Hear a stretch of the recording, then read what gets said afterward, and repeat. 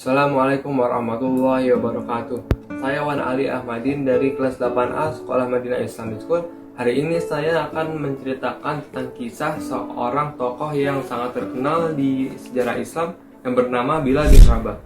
Ia merupakan seorang budak berkulit hitam. Ia lahir di daerah As-Sarah sekitar 43 tahun sebelum Hijriah. Ia memiliki ayah bernama Rabah dan ibu bernama Hamamah.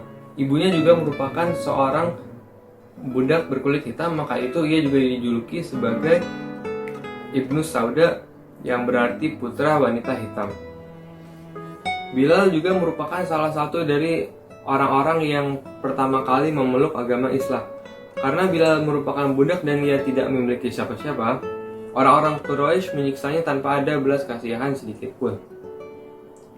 Walaupun ia selalu disiksa, tetap saja apa yang diucapkan oleh dia dari mulutnya adalah Ahad yang berarti Allah Subhanahu wa Ta'ala. Pada suatu saat, Abu Bakar mengajukan penawaran kepada Umayyah untuk membeli Bilal darinya.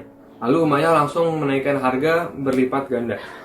Tetapi berapapun harganya Bilal, Abu Bakar tetap ingin membelinya. Dan akhirnya Abu Bakar membelinya dan memerdekakan Bilal. Ketika Rasulullah dan sahabat-sahabatnya hijrah ke Madinah, Bilal pun mengikutinya. Setelah selesai membangun Masjid Nabawi, Bilal menjadi orang pertama yang mengumandangkan azan di seluruh sejarah Islam. Ini contoh indahnya suara Bilal. Allahu Akbar, Allahu Akbar, Allahu Akbar, Bu Bilal benim arkadaşım biliyor musun? Allahu Akbar. Eşhedü en la ilahe illallah.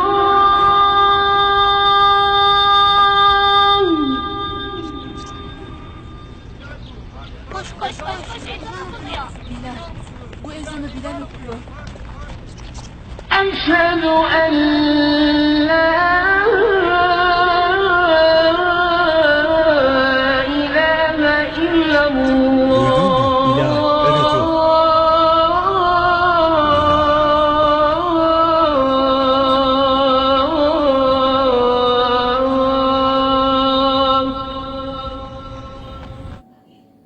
Sebegitu merdunya suara Bilal hingga semua orang kagum dan berhenti sejenak untuk mendengarkannya. Ketika Rasulullah Shallallahu Alaihi Wasallam wafat, ia naik ke atas Ka'bah lalu ia mengumandangkan azan.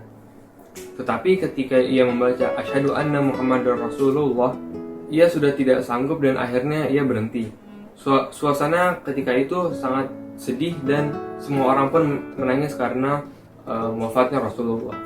Setelah 3 hari, Bilal pun tidak sanggup untuk membaca azan, mengumandangkan azan lagi. Ia meminta Abu Bakar untuk menggantinya dengan orang lain.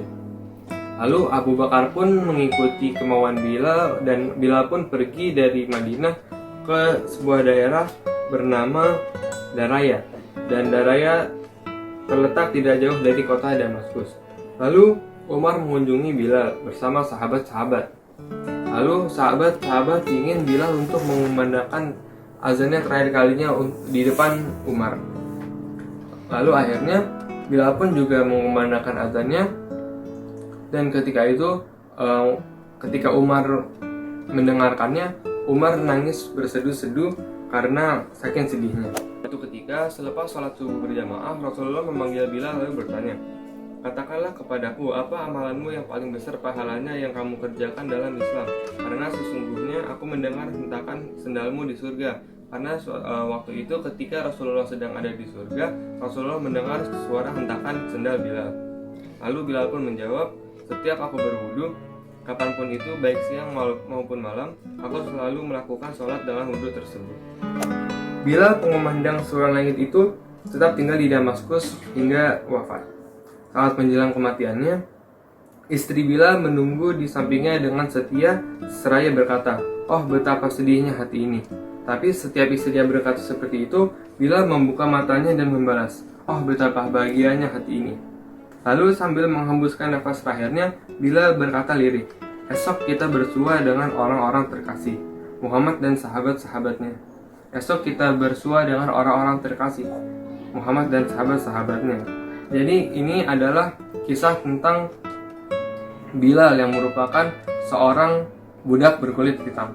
Hikmah yang bisa diambil dari cerita ini adalah apapun yang terjadi, walaupun disiksa atau apapun itu, Bilal tetap berpegang teguh terhadap agama Islam.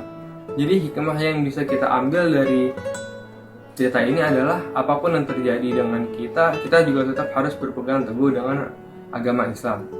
Terima kasih. Selamat menunaikan ibadah puasa pada bulan Ramadan ini. Wassalamualaikum warahmatullahi wabarakatuh.